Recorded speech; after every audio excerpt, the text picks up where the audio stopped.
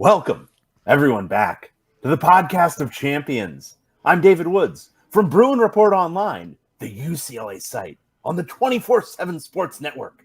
And I'm Ryan Abraham from USCFootball.com, the USC site on the 24/7 Sports Network. And together we make the podcast of champions, talking all things Pac-12 football, at least until August 1st or whatever is going on. How big is your head? How big is my head? I think my hat size. I think I'm 7 3/8 or something hat size. Okay. How big is your head?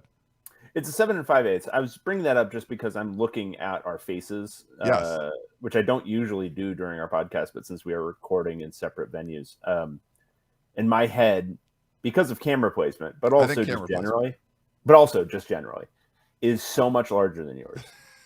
I'm in the very last notch of the Burger King crowns. Actually, I'm beyond the last notch of the Burger King crowns. I went to Medieval Times over Thanksgiving break, and I couldn't fit in the crown. I couldn't get it over this dome. Damn. Yeah, and you would think with the hair loss, it would be easier. You have less padding, so little.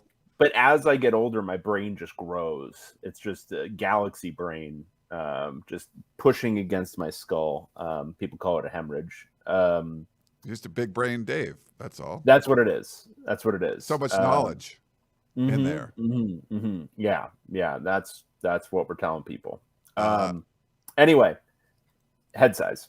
Anyway, continue, please. Yeah. I tried to get you to back up even. You're like, I don't want to back up. But now you're saying my head looks. Well, it's uncomfortable because I do in-ear headphones, right? Yes. Because I do wired headphones. And I don't want to like stretch it all the way back here, because then I'm yelling at my computer still, but the audio's worse. There's just a lot, man. Isn't the audio picking up on your headphone thing there?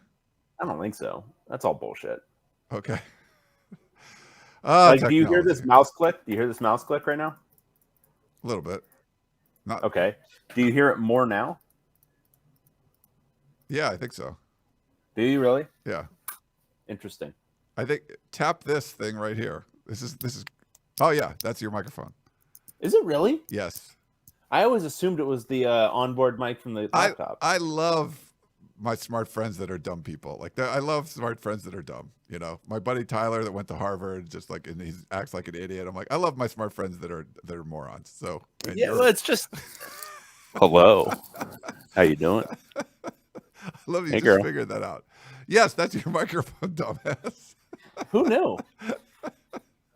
I need to be close to my computer to make my 7 5/8 head look even bigger.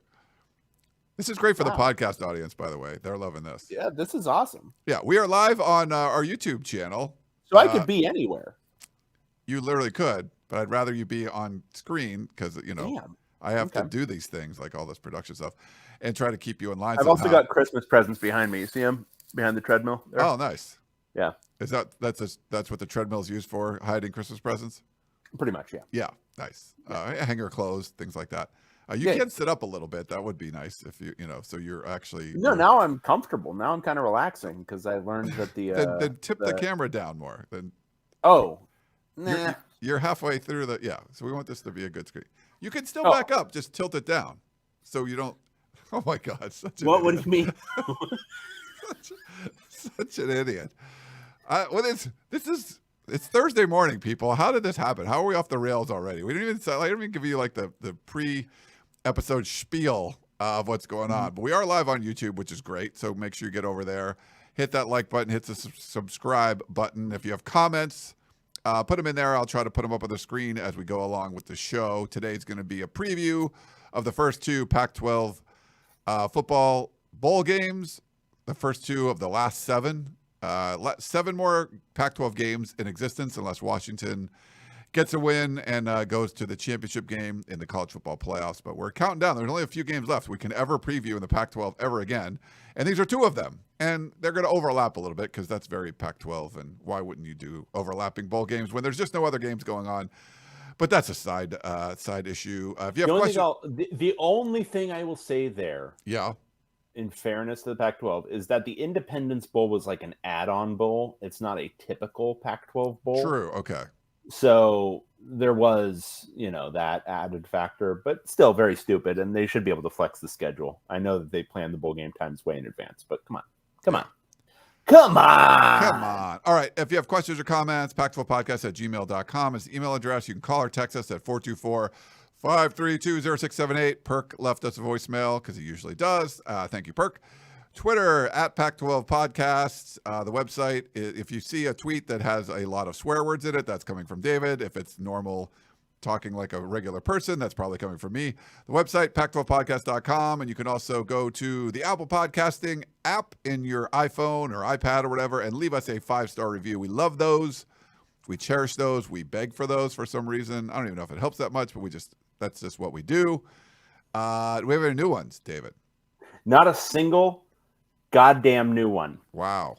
Not from any of these people listening right now. There are 32 whole human beings watching this right now. Not one of them has left a review in the last 11 days. Yeah. This needs to be remedied immediately. Shame on all of them. I think we need to run them through the city streets with a bell. Shame, naked, just chained. Tell me in a review, Game of Thrones style, what your background in audio video technology is. Are you familiar with how microphones work? Are you familiar with how headphones work? Are you familiar with how headphone microphones work? That's what I want to know. Yeah. And I need it from you in an Apple iTunes review. Alex said maybe a piano fell on your head this morning. Yeah, that seems right. And Brian said slouching Dave. So I don't know what it is. So I obviously I know that this works with my phone, but it never occurred to me. Never. Not in a million years. Right. That it was the thing that worked on the computer too. Yeah. You graduated from one of the premier institutes in the country, and yet here you are. I wouldn't call it an institute. I would call it an institution. I'm sorry. You're an institute person, I think, too. I am an institute person. I probably spent some time in an institute. Nonetheless, my hairline is looking sweet. Look at that. Alan says, sorry, my fake review botnet is having technical issues. I'll feed it more Bitcoins or whatever. So, yeah. Thank you, Alan. Yeah. If you can feed Bitcoins into a botnet and give us more reviews, that's perfect. We would love that. And you could do Chat GPT to make up a funny story to write in your review. I want a Chat GPT review. We've gotten one. We got one a while ago. Did we get someone wrote about us? It was like a glow. It was more of Yeah, it was really, really general and. Can you do a Chat GPT that's funny and has some inside jokes from the show? It'll talk about Disney princesses or something. I'm sure there's a way to do that. No, Chat GPT isn't funny. They don't do funny stuff? It's not funny. It's okay.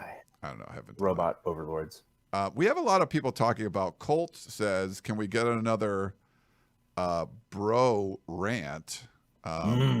We had a steamy broadcast last week. Yeah, and then let's see. Oh, and Alex says, Ryan asked Dave about fiery Brandon Huffman bringing the heat on the last broadcast. So Tracy was indisposed last broadcast, so we brought on Brandon Huffman to discuss. It was supposed to be just a recruiting podcast, but instead we basically lit the entire UCLA football program on fire. It was fun. Did you get any people from UCLA going, okay, I get it, but holy crap, dude, back off a little bit? I didn't. I can't speak for everyone.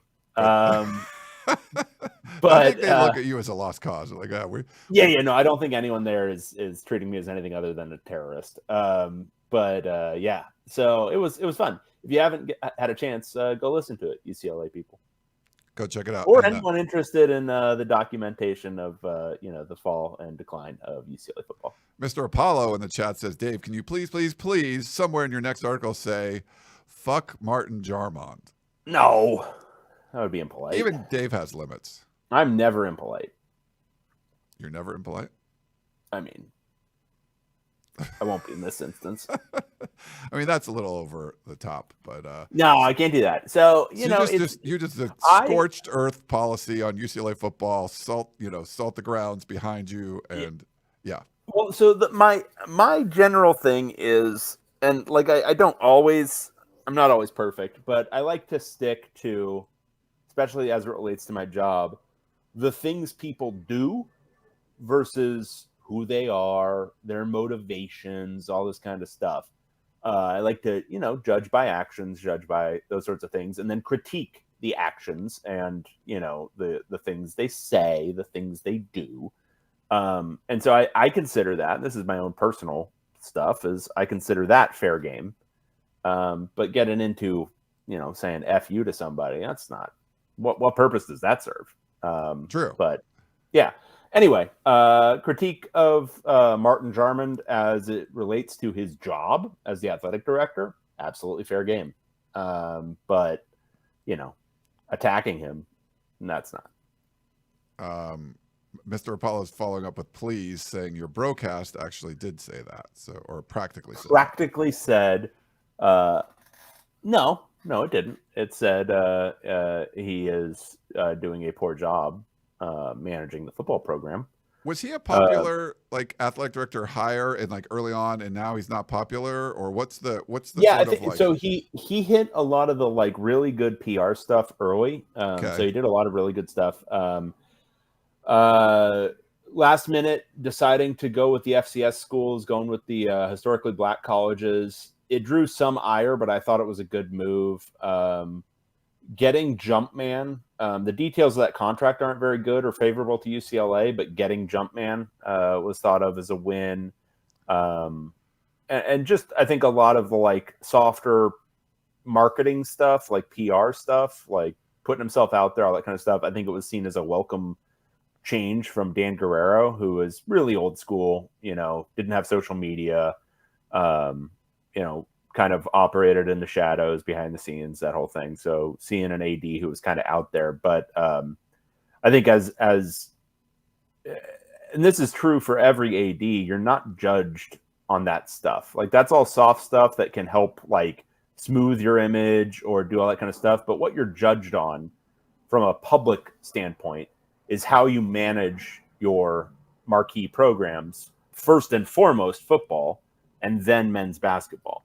And I think there have been two opportunities since he was hired to shuffle off from the Chip Kelly era. And he's taken the other route each time. And now it's, I think it's people, the honeymoon period is definitely over. And I think people are seeing what's happening right now as an actual attack on their fandom, an actual attack on why should I even care if this is the way this is going to be run?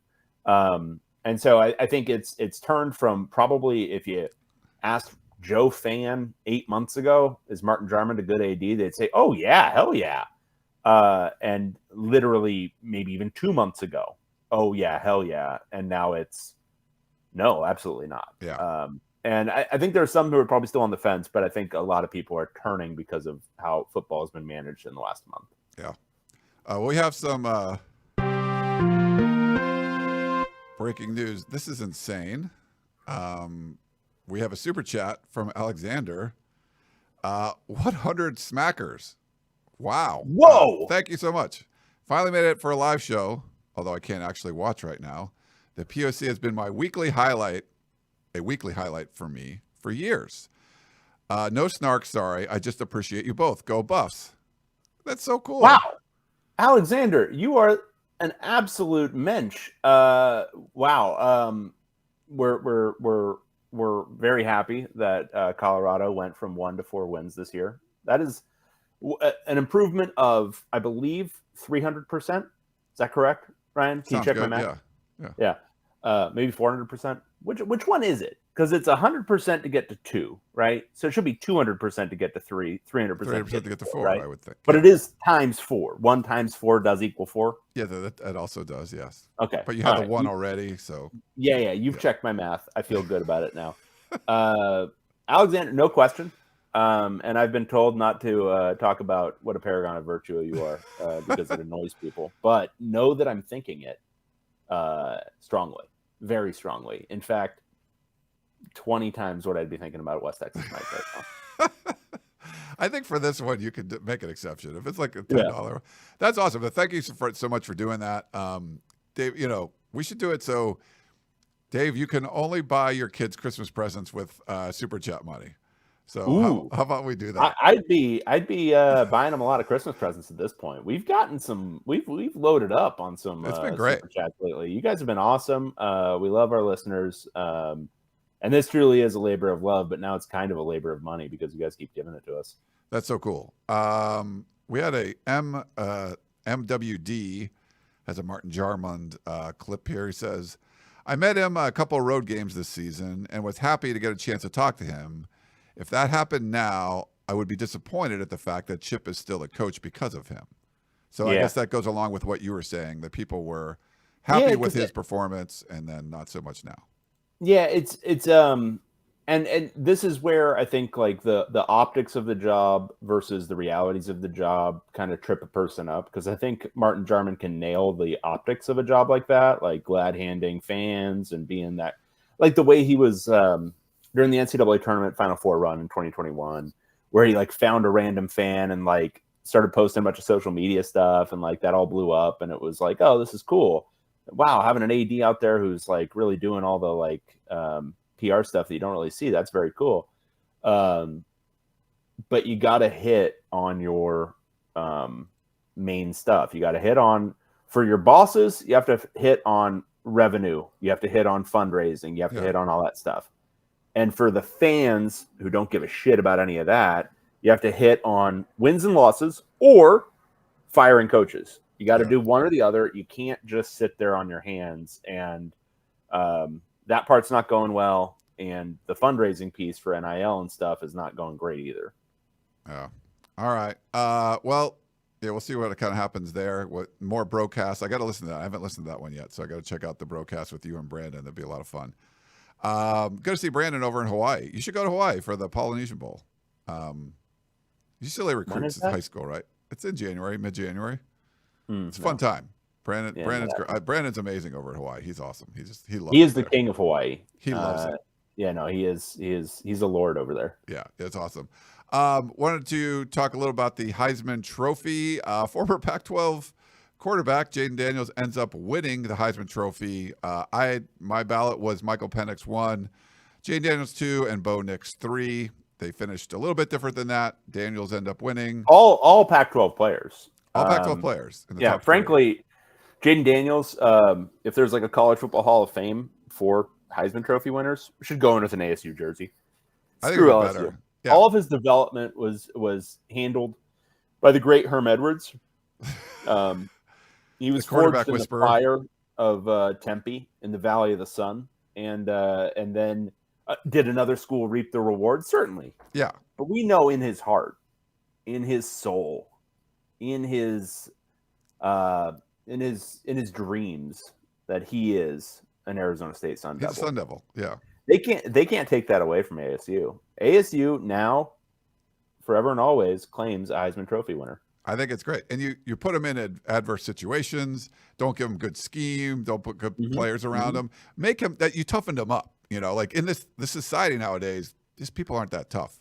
Herm toughened them up. And so when you go to a good situation, then you can thrive, which he did. Well, you go down to a lower level, which is what happened there. You know, you go from the Pac-12 where you're going against Oregon under Mario Cristobal. Like, think about that. That's just tough. You're going against Chip Kelly in his first 2 to 3 years at UCLA. That's hard. You're going against the great Clay Helton. And then you get to drop down to the SEC. I mean, come on. I mean, it's a real credit, again, to ASU, to the program, to their development, to everything related to ASU. We've got to be very, very proud of them. And then to have 3 Pac-12 quarterbacks in there, all of them Pac-12, spent every meaningful moment of their careers in the Pac-12, every single one of them. Bo Nix, where was he before Oregon? Who knows? Michael Penix, no idea. Could have come from anywhere. But those formative, critical moments, all in the Conference of Champions. Ben wants to know, would Penix have won if he was in the SEC? Well, at that level, he probably throws for 65 touchdowns, right? Probably. I would think. blows Joe Burrow's numbers away or something. Yeah. Yeah, I mean, I think he would have averaged about 20 yards per attempt, and probably thrown for 65 touchdowns. So yeah, he probably wins it. And if Bo Nix was in the SEC, he certainly never was before. I can't remember, but if he was in the SEC, probably runs for 2,000 yards, throws for another 4,000. Yeah, so Daniel's numbers were ridiculous, but I feel like they were like trying to get him the Heisman later in the season, like putting up big numbers against crappy teams. Okay, legitimate point. Yeah. If 9-3 Oregon had a quarterback put up the same numbers, yeah, he doesn't win. There's no fucking way he wins the Heisman. He doesn't win. Yeah. This is strictly a product of most of college football media, most of the people voting for this thing living east of the Mississippi. Yeah. And I mean, this is the classic East Coast bias shit. So I don't. LSU wasn't very good this year, and while that shouldn't matter, I'm generally like, if you were awesome, you're awesome.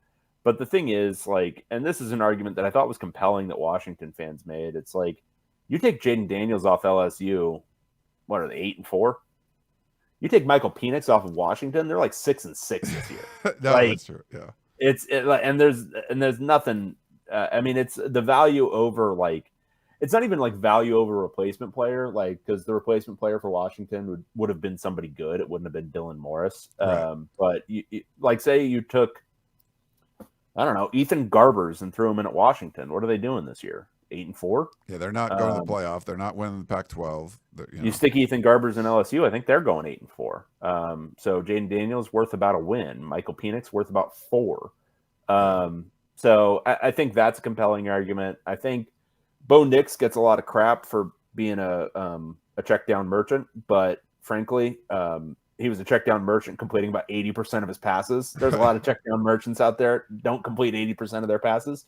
You take him out of that team, they're not anywhere near as good this year. You put Ethan Garbers on that team, they're not anywhere near as good this year. Yeah. So I think both of those guys had more compelling arguments than Jaden Daniels, who put up video game numbers and was spectacular, but LSU is LSU. I mean, they still have a bunch of athletes everywhere. Their talent level is still going to bring them to a certain win total. And frankly, they play an SEC schedule where they've got nothing in the non-conference a lot of years.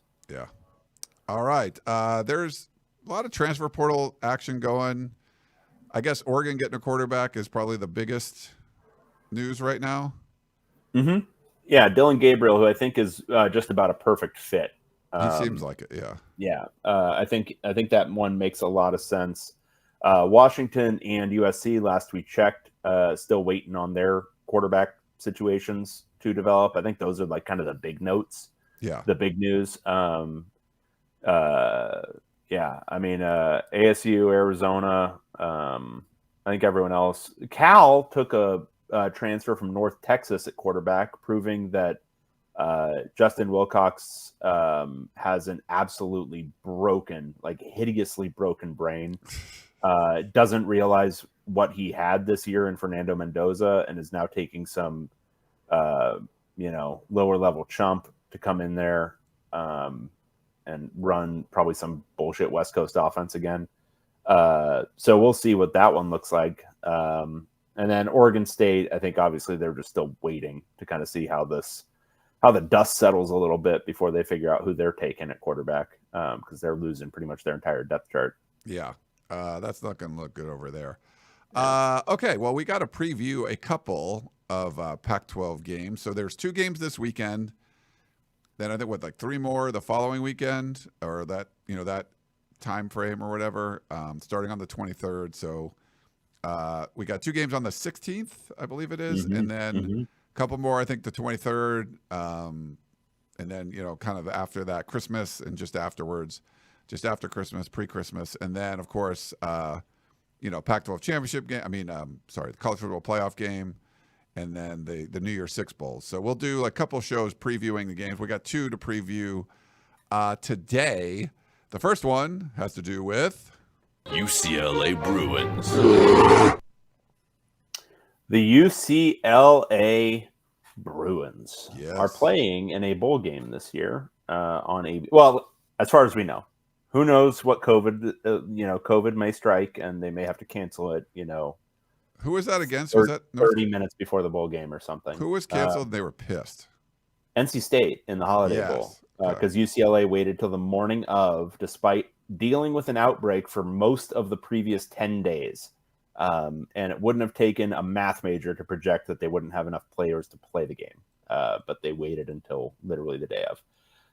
Pissing off not only NC State, but all of their fans.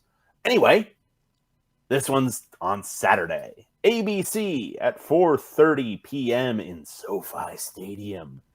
UCLA Bruins taking on the Boise State Broncos. Right? Yeah, sure. That's Bronco-y. Yeah. Boise State's a 4-point underdog.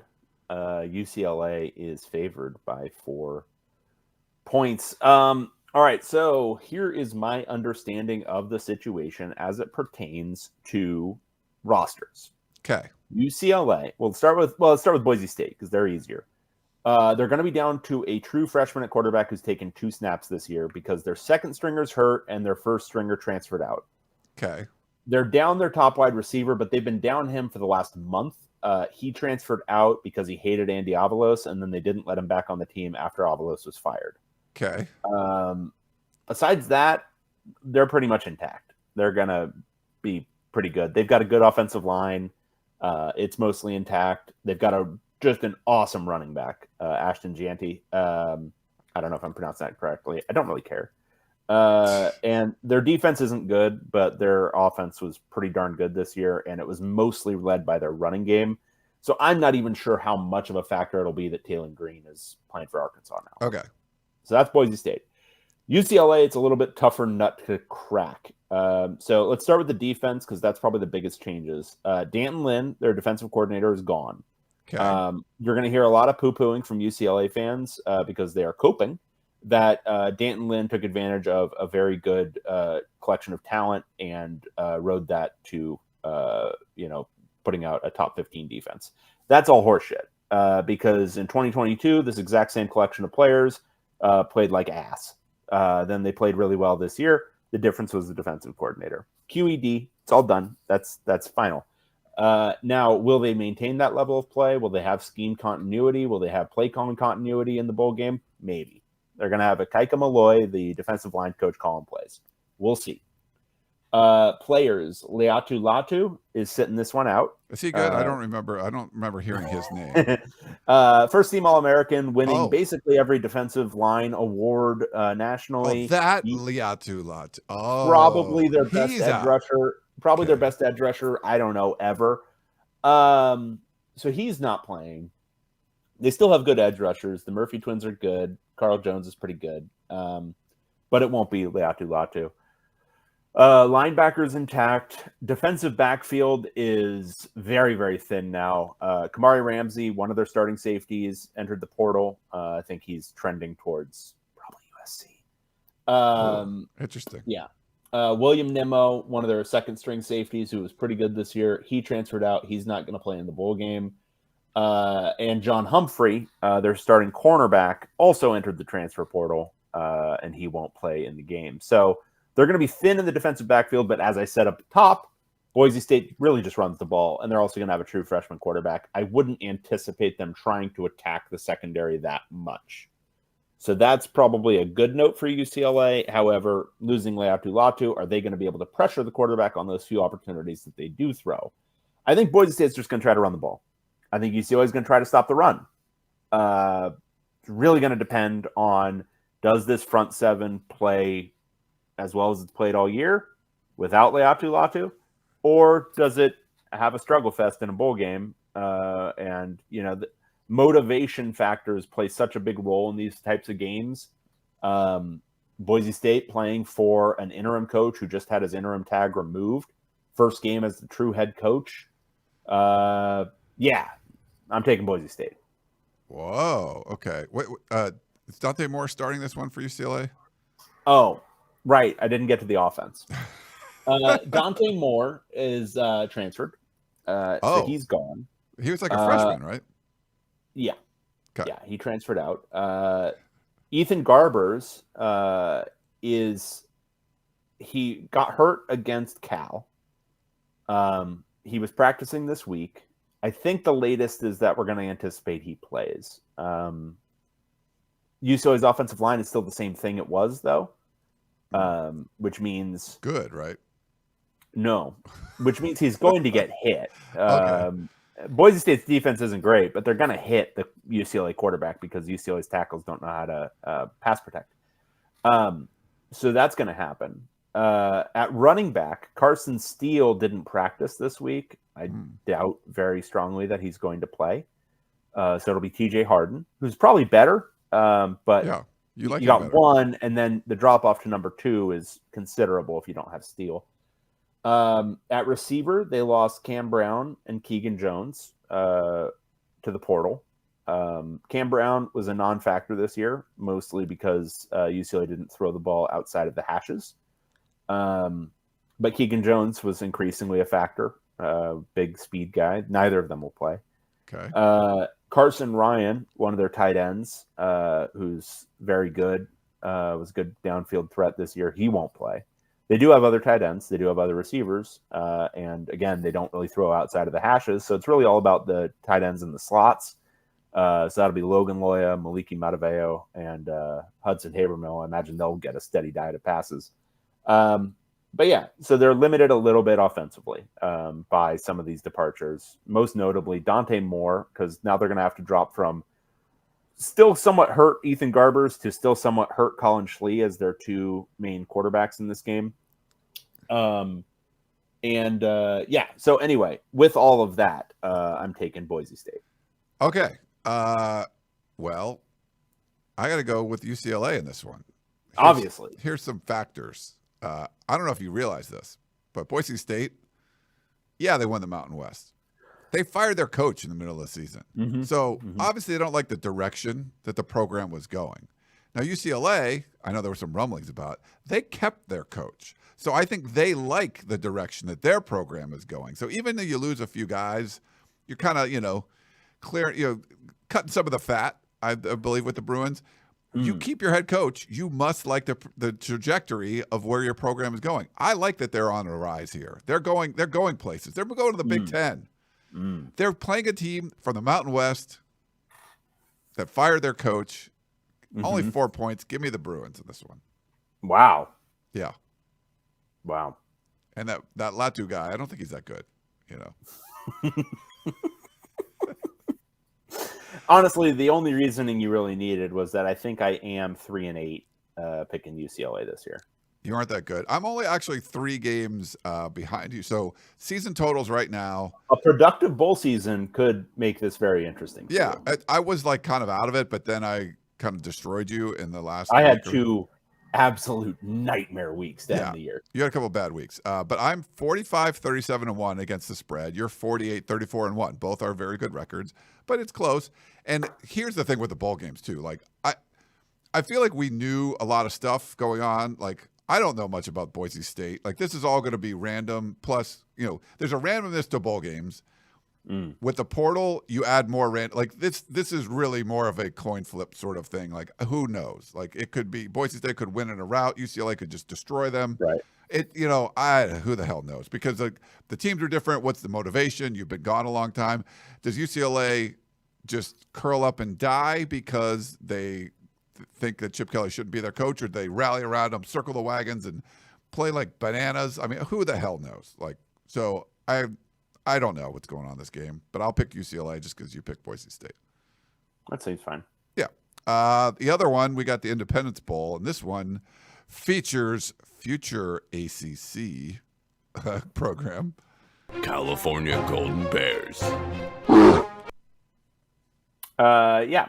So this game is on ESPN at 6:15 p.m. So it'll start around halftime of the UCLA Boise State game. Yeah. Cal taking on Texas Tech in the Independence Bowl. Texas Tech Red Raiders. I decided that was racist, so I'm not going to do that one. Okay. Texas Tech, they are a 3-point favorite. So, all right, I'm looking at what Texas Tech has lost to the portal, because this is sort of what you have to do. I'm relying on you for this. Do you know how many transfers out they have right now? Well, they had like Shuck, the quarterback that was the Oregon quarterback, transferred out. Yeah, Tyler Shuck, or you don't they've like had Shoe or whatever you call him. Since November 19th, when Shuck entered the portal, they've had 14 guys transfer out. Okay. That Right, depends. Sometimes you have guys that aren't factors. They're transferring.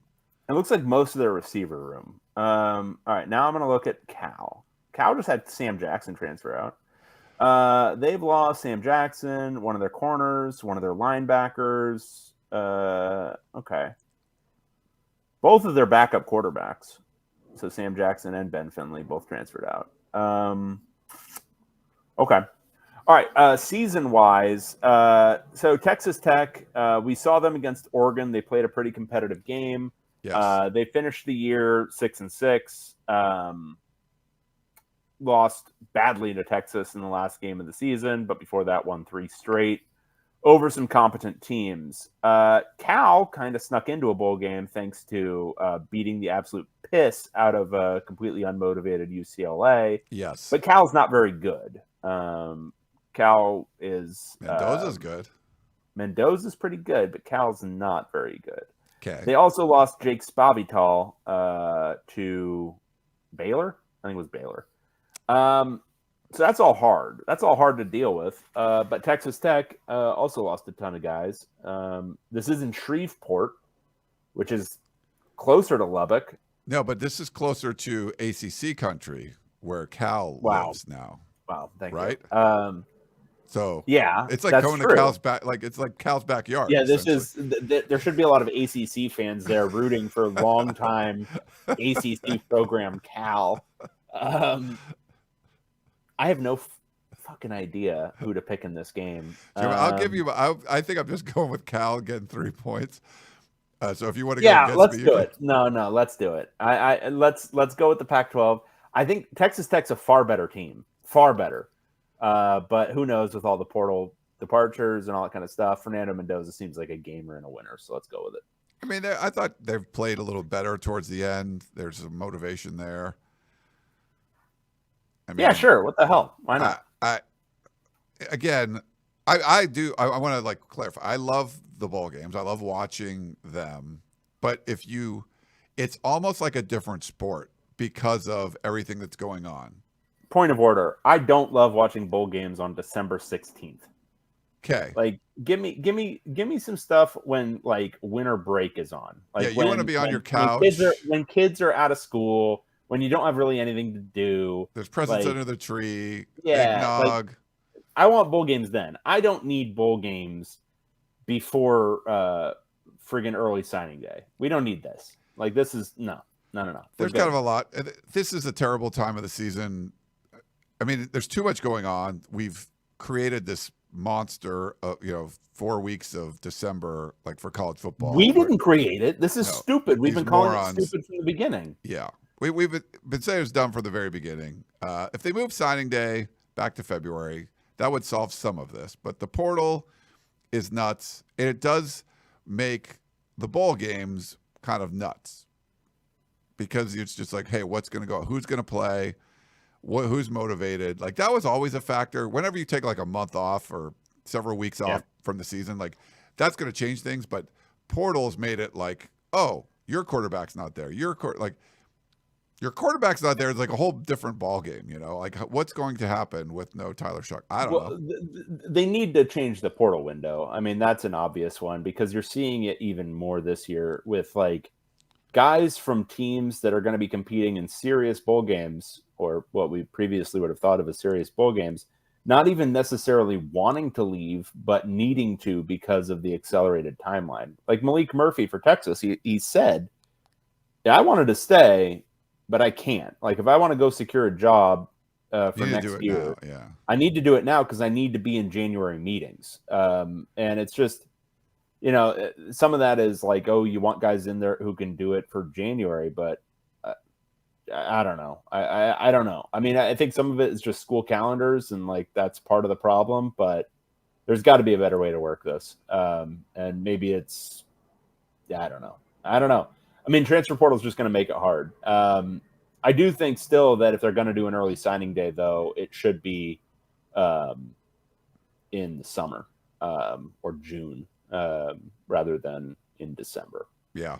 No, December's just a terrible time to do it. All right, so we differ 2 games we picked. I will put my bets into my MyBookie account as usual. So done pretty well this year, being a little above 500. Love feasting on good food during the holidays. And, of course, consuming all of the football and do my bets over at MyBookie. If you're still trying to figure out where to play, look no further than MyBookie because they keep it simple. You bet, you win, and you get paid. To celebrate the holidays, they're giving a whole bunch of boosted bets, cash contests. You don't want to miss them over at MyBookie. And the best part is you don't need to be a sports whiz to win. You can cash in on everything from politics to your favorite shows and then some. So sign up, make your first deposit, and use the promo code PAC12 for a sweet deposit bonus. You can bet anything, anytime, anywhere, only at MyBookie. All right. Those are previews. Okay, so why don't we take a quick break? We'll come back and do some questions, Mr. Woods. Back in a minute, everybody.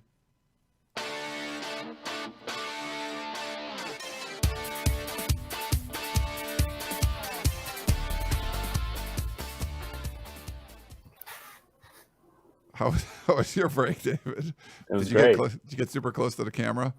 No, I wouldn't say that. No. Yeah. Plus, by the way, the LA Bowl, I don't know if you know where it is. It's in Los Angeles. Sponsored by Gronk, who's a Pac-12 guy. How do you not go with the Pac-12? LA Bowl. It's closer to Westwood than Pasadena is. Did you shorten the commercial music? No. I think I've been doing it too long then when I do the sound effects. You do kind of go on a little bit. I always thought there was a second stanza. No, that's just it. Yeah. Interesting. No. I thought I was going to be closer to the camera for longer is what I'm saying. Gotcha. I was trying to check out all the hairs in my nose. Well, let's see how many you got. Do you use a little nose trimmer? No, I generally just go like that. Oh, that kind of hurts. Like makes me sneeze sometimes if you do that. Yeah, it's kind of fun though. Oh. No? Okay. No? Oh, sure. Weird thing? That could be weird. Colt had a question on YouTube. Where's the Pac-12 post-funeral party going to be? We got to do some kind of party. We got to do something in spring. Maybe for the Pac-12 basketball tournament, like we could do something in Vegas. Yeah, let's do that. Dude, we've had a couple gatherings. Pac-12 basketball, I don't know if a lot of our fans are going to go out there. They'd mostly be Arizona fans. Like it's kind of overrun by Arizona fans. Isn't everything? But we could do that. Yeah, we'd do something like that. Or I don't know. But I mean, where would people gather? Like I tried to do something for the championship game, just there wasn't like a lot of people there. A lot of It's almost like the reason the conference is dying is because they couldn't get a massive amount of fan dollars to influence TV decisions. All right, let's play this voicemail. Hey, what's up, guys? It's Perk.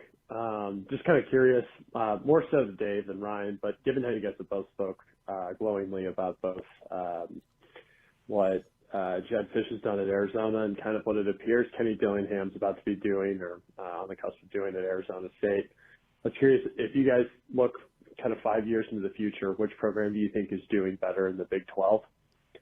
Just want to get your thoughts on that. Thanks, guys. It's a good question. So I'm always going to be slightly higher on ASU long term than Arizona because of where they are located.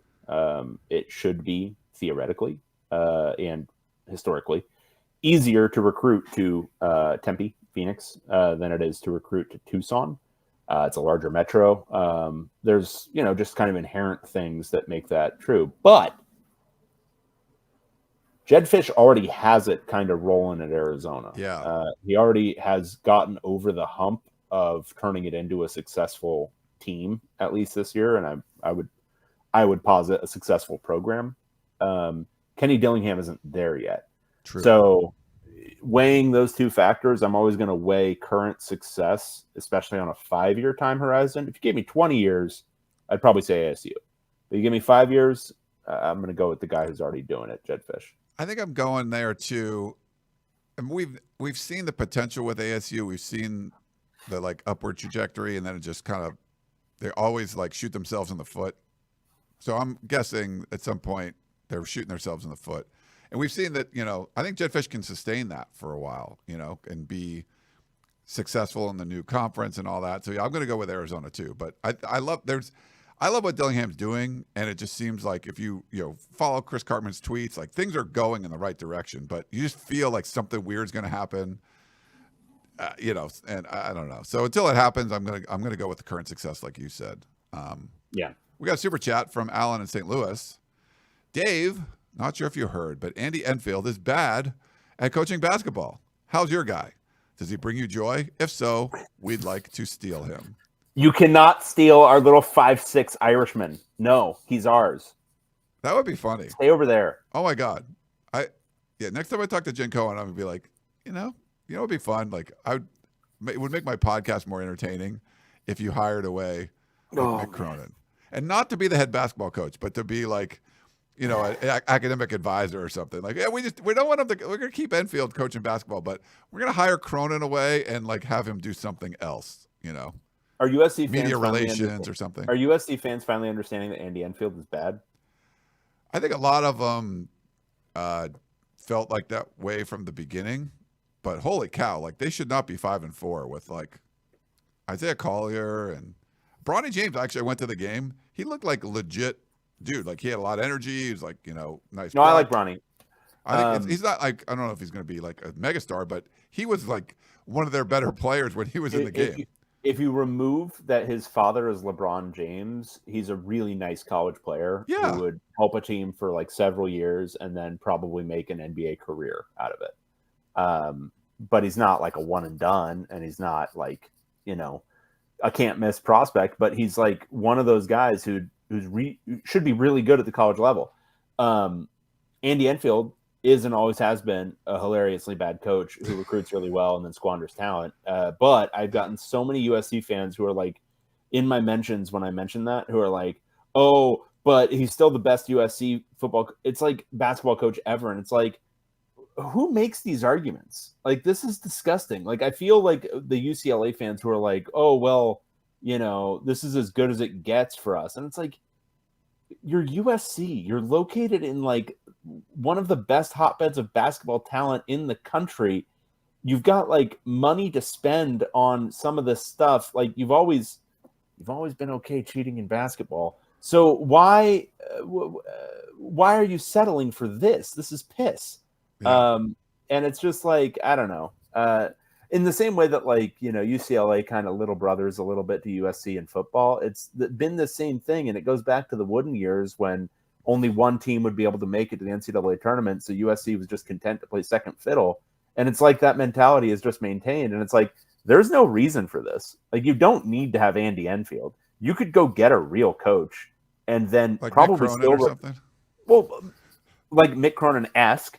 And probably still recruit at just as high a level. And instead of, flaming out in the Sweet 16 at your absolute peak, you could actually win some games and some, real things. What would the broadcast be if UCLA hired away Mick Cronin to like be the basketball coach? Like, what would happen? I would self-immolate. Honestly, I am as this is me speaking as an alum. I am absolutely horrified they let Danton Lynn go without at least matching the offer. Or go higher, whatever you need to do to not allow that to happen. That is such a bad look. Like, it just looks ridiculous. You look unserious. You look like a second-rate program when you allow things like that to happen. Yeah. All right. We had a super chat. Thank you. Oh, let me do the should have did that for the $100 one. But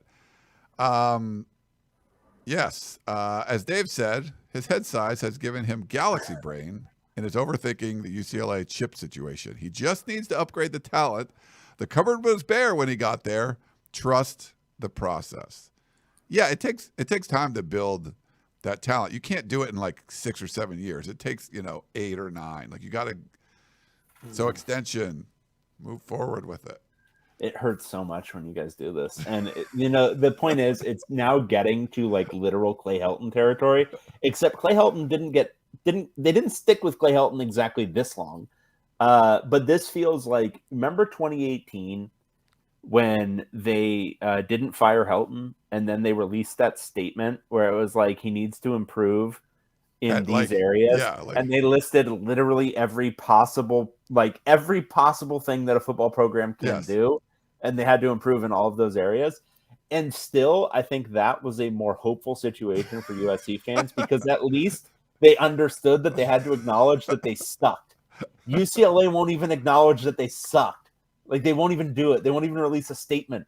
It's just, oh no, of course we'll keep him because good things aren't possible. We've tried everything. We've tried nothing, and we're all out of ideas. And it's just, it's absolutely infuriating. Yeah.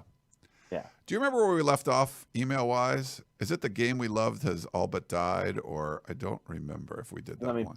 I'm not in it yet. Hang on. Nice. Which one was that? That was my '63 Chevy. Yeah. Is that? I don't think we did that. Did we? I don't think we did. Hang on. Great podcasting. Shoot. I am not sure who we did. Okay, so we did the Grinch one. Did we do the Fred and Sarasota one? I think we did. Okay, and did we do the text message? Can you give me your odds on Washington being able to retain DeBoer? Maybe not. Okay, odds on Washington being able to retain DeBoer, pretty good. Yeah. I think that came in, that was December 2nd. So I think that was right after the championship game. And so thought that. Well, then didn't we do my '63 Chevy? Didn't we record on Monday? But I don't think we finished all the questions. Okay. I don't think we did any questions, actually. Because you had I'm thinking about it. Yeah, let me do my '63 Chevy. I'll read it. The game we loved has all but died. This past weekend, I took notice of two things in college football. One, the bias in favor of the SEC is so overwhelming it makes me sick. Giving Bama and the SEC in general the benefit of the doubt, despite the conference's sub-500 record versus other P5 schools in 2023, with the best win, a UK win over Louisville, a team FSU just beat with a true freshman three-star frat pledge at quarterback.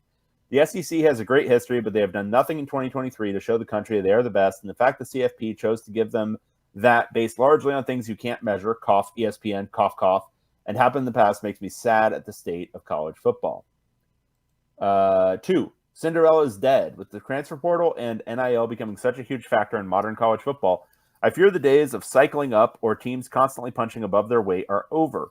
As we watch Cam Ward leave Wazoo for one of apparently 7 to 10 seven-figure offers, as well as countless other transfers nationwide, I can say I don't blame them, but it makes me sad as I fear we will never see a Kellen Moore lead a plucky Boise State to an undefeated season, or a Ryan Leaf lead Wazoo to a Rose Bowl, because in current college football, a blue blood with deep pockets just comes in and buys those guys away a year before those runs happen.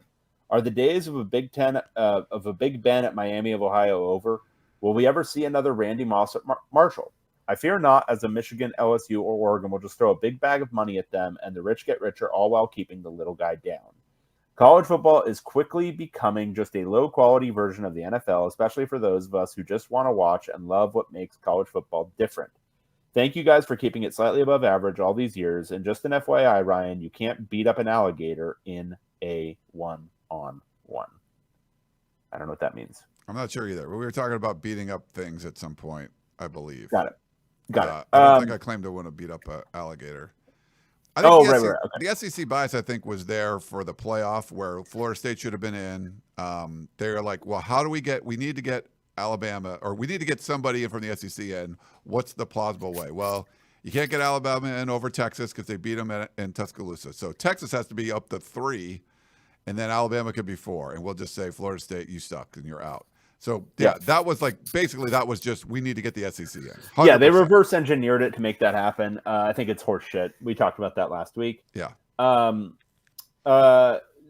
For the transfer portal and NIL, I can understand it disheartening. I think as a fan, the fan experience of being a fan of mid-level teams is significantly worse than it used to be because of the portal. And I empathize with that as somebody who follows a team that's decided to be a low-level Power 5. But think about the schools you mentioned there. I fear not, as a Michigan, LSU, or Oregon will just throw a big bag of money at them. You didn't mention there Alabama, Georgia, Ohio State, or Oklahoma, which is interesting because those are the 4 schools that have dominated college football for the last, I don't know, decade, 15 years, something like that. You mentioned Michigan, LSU, and Oregon.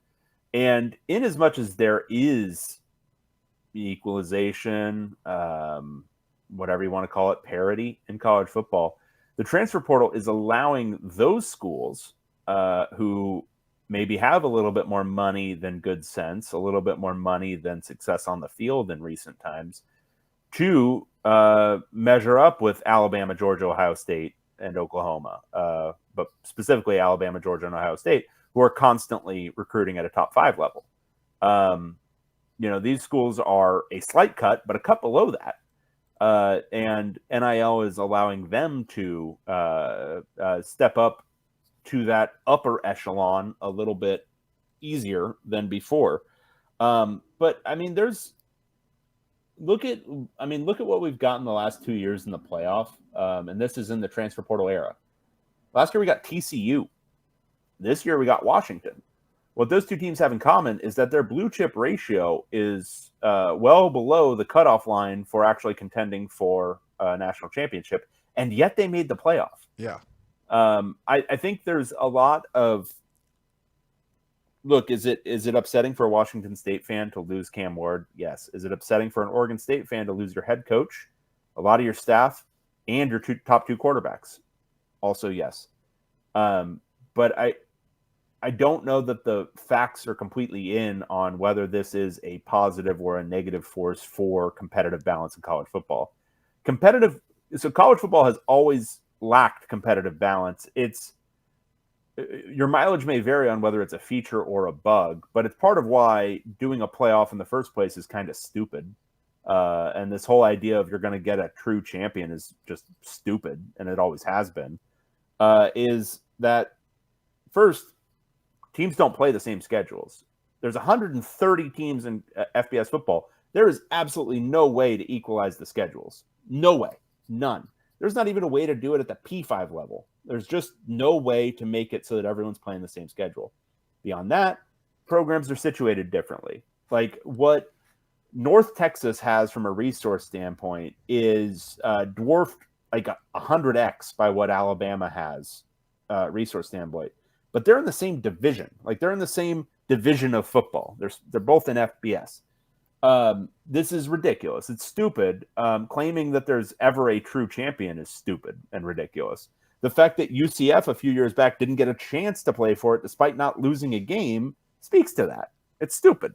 But a playoff doesn't necessarily make that more equal. It just makes it dumber. Like it just makes more opportunities to leave out other people that might have, well, this team was 9-3. They're left out of the 12-team playoff. They were really hot at the end of the year. They might have actually been the best team in the country. Playoff doesn't determine who the best team in the country is. It never has. Not to be all, reject modernity, but embrace tradition. But having an argument about it at the end of the season was part of what made college football what it was. That is true. Yeah. There was part of it. There was a split title this year because we couldn't figure it out. Have fun arguing about this for the next 40 fucking years. And that was part of the fun. And now we've got this playoff, which gives this pseudo rationality to it, but it's the same dumb shit. It's just, you're trying to assign value to something that you're trying to assign predictive elements to something by saying only these 4 teams are in the conversation. Well, Florida State is obviously in the conversation, and if they beat Georgia in the Orange Bowl, oh my God, they're 100% going to claim a national championship, and it's going to delegitimize the college football playoff, which declares singularity. They declare we are the national championship in a way that has claimed legitimacy over the sport in a way that nothing else before really has. Not even the BCS. I mean, if they're undefeated with wins over Florida and LSU and Clemson, and then 2-time national champion Georgia, and you're 14-0, and you just beat Georgia in the last game of the season, who won the last 2 national championships. How can you not say that they're not worthy of being a national champion? That's crazy. Well, and especially if it's something I don't know, say Texas. I mean, Texas could absolutely win the national title this year. If it's Texas that wins it, and it's oh, they lost to kind of mediocre or Oklahoma team, and then you've got Florida State that just beat Georgia with a backup quarterback. I don't know how I don't know how anyone who is not directly associated with the college football playoff and who's not contractually obligated based on the college football playoff to name whoever wins that number one. I don't know how anyone doesn't pick Florida State. I don't know, because they will have beaten the Heisman Trophy winner, and then they will have beaten the team that somehow got one of the most flawed Alabama teams in the last decade into the playoff. Because Alabama beat them, they will have beaten them too. So they're the obvious national title winner. I would vote them the national title winner. Yeah. And the Cinderella thing. So I was sitting next to our buddy Ralph Amsden at the Pac-12 championship game. And, he's a Wyoming fan. And he's talked about it's actually good. Like, so you say, okay, Wyoming loses players to Power 5 programs. That's true. But because it changes the game. Is everything going to be equal to what it was before? No, but you can still use the portal to your benefit if you're like a Wyoming level, because now you get more of those players that have the potential to be Power 5 players wanting to come to Wyoming because they know if they do really well, they'll move on to the next spot too. So it's actually, and from what he was saying, it actually helps them to get better players to get into the program, knowing that you might lose some of the best ones, but you're still getting more good players coming there because you've proven that you can move on and go, I can go play at USC after I played at Wyoming. They're like, well, I want to go do that too, and I can't get in there right now, or I can't go to UCLA or Washington. I'm going to go play at Wyoming and ball out, and they actually benefit from that. So I wouldn't say, yes, it's different, but you're seeing the sort of like scraps from the top come down and help middle of programs, and better players go to some of those middle programs because they can feed their way up to the better programs. So it's changed the game, but I don't think it's like ruined it where only Alabama and Ohio State are going to do well. It's not the case. Like it's still spreading things out. It's just doing it like in a different way. Yeah. Is it like trickle down economics or something? Is that what it is, or sort of probably, Ryan? Similar? I don't know. Yeah. Hey, we got the perfect ending from our buddy John in Brea. Hey, Ryan and Dave.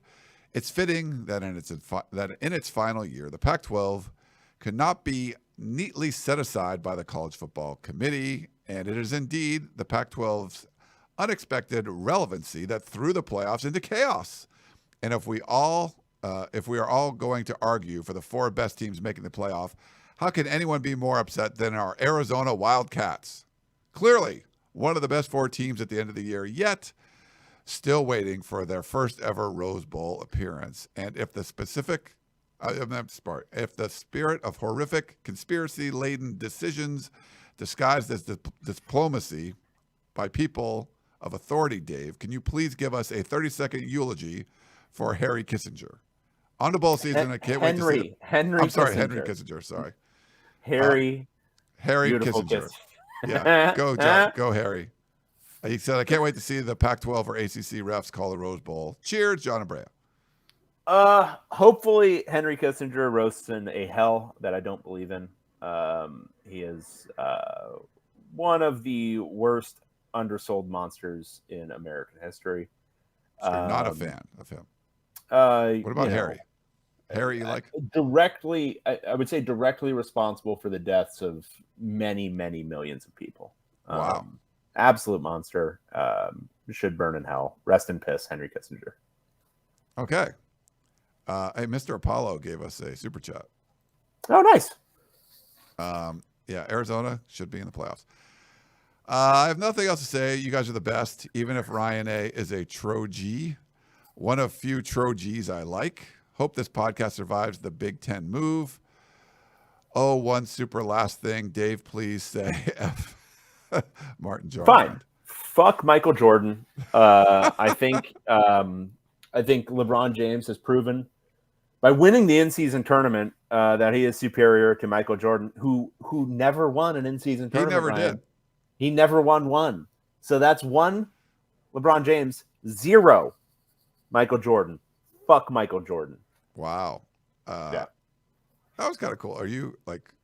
I went to a few of the in-season tournament games. They were kind of fun. I mean, I like them doing innovative things. I haven't really watched an NBA game in like a decade.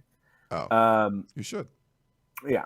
I mean, I shouldn't say that. I've watched sporadic, but so I should say I used to be a Lakers fan. I'm not anymore. Okay. Kind of gave it up. All right. UW's defense is from Peter in Vancouver.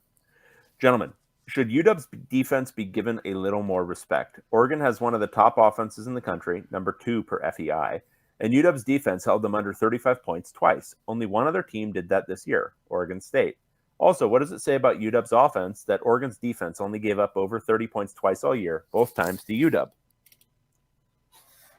Sure. They should be given more respect.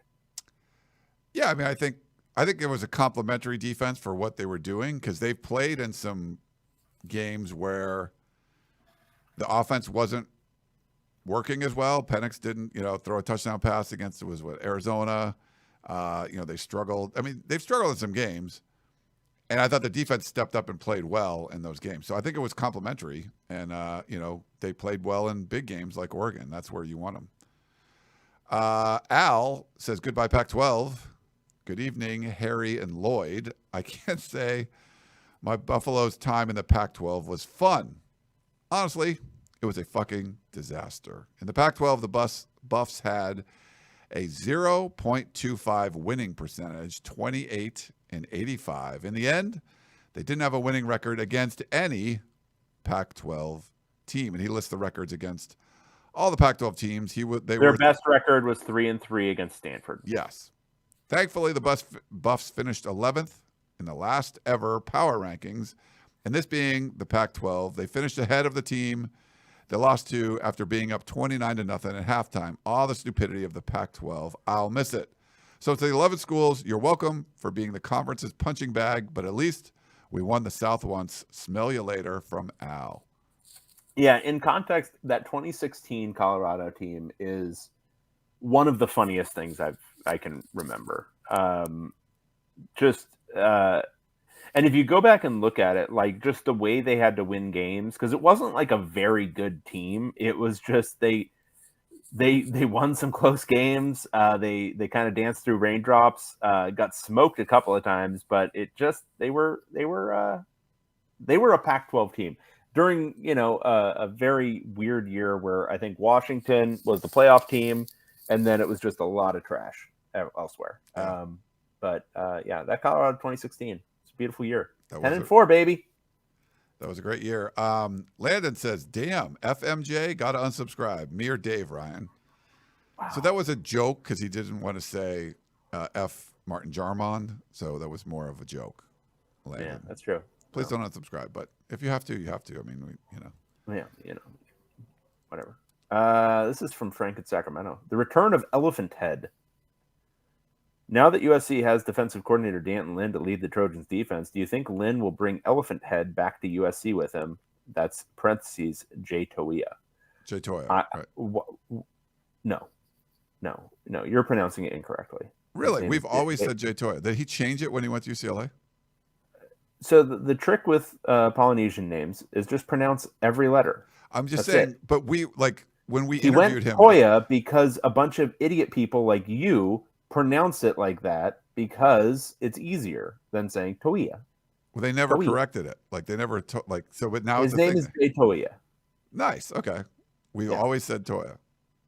Like even Gerard, who's very good at the, Mm-hmm. His name's Jay Toya. Okay. Yeah, Clay Helton called him Elephant Head or something.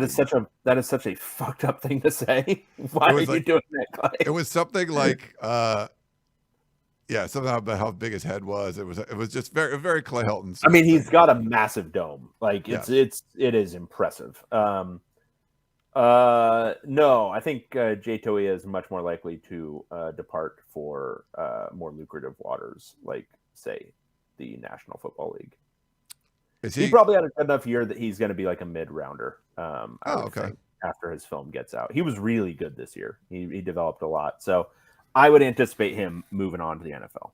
Okay. Not a done deal, though. Things could always happen, but I would think he's moving on to there. Speaking of big heads, you're getting closer and closer to the... That's because I'm reading, man. If I sit back here, I'm going to be like squinting. It's really hard. Like I feel like my eyes are getting worse, and I should. But I try to keep the camera position the same. But then it's like sometimes it's hard to read. And it's, when they're long, I get it. But All right. put Is this an actual? No, that's not an actual email. that one's not. This is from Crispy Bruin. Okay. Dave's cold take exposed. To Ryan and his lordship, the right honorable gentleman from Westwood, David Woods. In the rare instance, glorious leader Kim Jong-Woods is demonstrably wrong. I think it only fair for Ryan to dunk all over him on behalf of we, the listenership. Fair enough. After the last podcast, my phone auto-played an old POC episode where Ryan rambles about spring games, March 15th, 2022.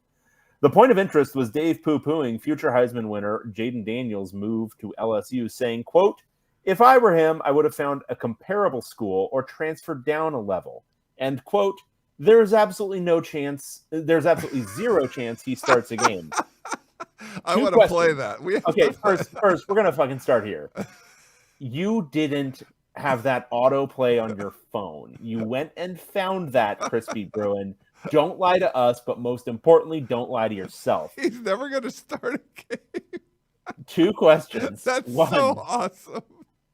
could Dave have been any more wrong about anything ever, notwithstanding Chip Kelly's projected job status? He's very wrong about Chip Kelly needing to be fired. Here, if you Probably go back more wrong about that than this.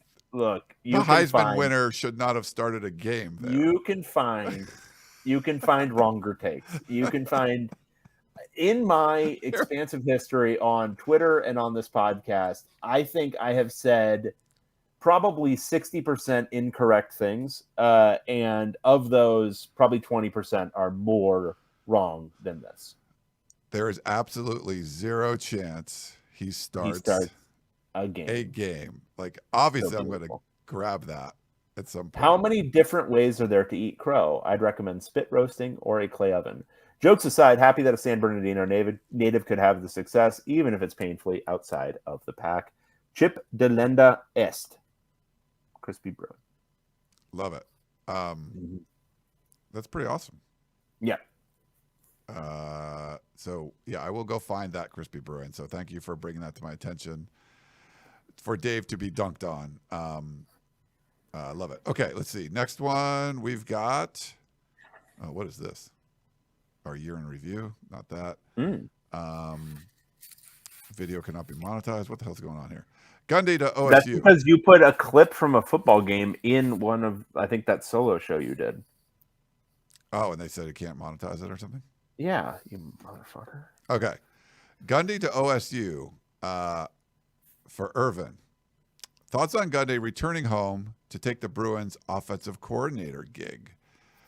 Curious how you would distribute the credit for UCLA's high-powered offense and supreme quarterback play this season. Is this a good hire, or is Coach Bray only staffing people with ties to Corvallis? Keep it mediocre. Go Beavs from Hank. Hank, do you want me to tell you the truth or a polite lie? You can't answer. This is a written medium. I don't know. He had very little to do with the offense. This is not a multiple inputs offense. This is a Chip Kelly show. I would say quarterback development wasn't great. So we'll see. I mean, he might have learned a lot from Chip Kelly, and Chip Kelly's still, a pretty good offensive mind. And, sometimes guys are, in certain positions and then they move up and then they do better. But I would say nothing to write home about. So yeah, I would say it's mostly, it's because he's got ties to Corvallis, and hopefully that plays and he does really well there. But yeah, I don't have much more to say beyond that. All righty. I'm just trying to download this episode so I can get the clip here for you guys. All right. What else do we got here? I think that's it, right? I think that's it. We had a couple questions I had starred in the chat. Kyle, and I was, could you guys talk about the block payments that Washington State and Oregon State just did? I'm wondering if this is a bad move by the Pac-2. Why wouldn't Washington cancel the Apple Cup series now?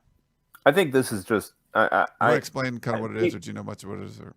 They're blocking mid-season distribution from the TV deal of $60 million that would be split between the members. It's like $5 million a school. Yeah. So this is where I think the breathless reporting about all the machinations here, I think, are not doing justice to the larger thing, which is this is just legal bullshit going on. It's just lawyers doing stupid shit back and forth, leveraging, out leveraging, doing all that kind of crap. It doesn't behoove close analysis by like the hoi polloi. It really doesn't. I would imagine this has next to no relevance for any Apple Cup series. I think it's just them flexing a little bit of their leverage so that they can get, some level of negotiation back on this thing. It's just, having paid attention to legal processes a few times, the breathless coverage of this doesn't need to happen. Like, you don't need to be reading this. This is stupid shit. Like, it doesn't matter. They're going to eventually distribute the money. It'll happen because this would hurt their standing with what the judge already ruled about. Like, you got to be reasonable with like how you exercise your power. Like, they're not actually going to go forward with this. So just pause on like reacting to things is what I would say, and just wait until this kind of shakes out in a month. I was kind of thinking the same thing. That's normally your stance, and I kind of like get into this stuff sometimes. I don't know if it's along the same lines. Ben said, any thoughts on the Grant House versus NCAA case? And I don't know if that's similar. So the only thing I would say here is it's a preliminary injunction. Nobody should take advantage of it because it's a preliminary stay or whatever the fuck it is. It's only 2 weeks, so we don't know if it's going to continue. So I don't think anybody should take advantage of it because you don't know if they're going to retroactively do anything. But this is another in a long-standing story now of the NCAA just getting absolutely washed on every single bullshit rule it has. And I think it portends. That's the transfer rule. That's the, like, you can now transfer or whatever. Yeah. Yeah, it portends bad things for the NCAA for a lot of the rules that we have built our understanding of college athletics on.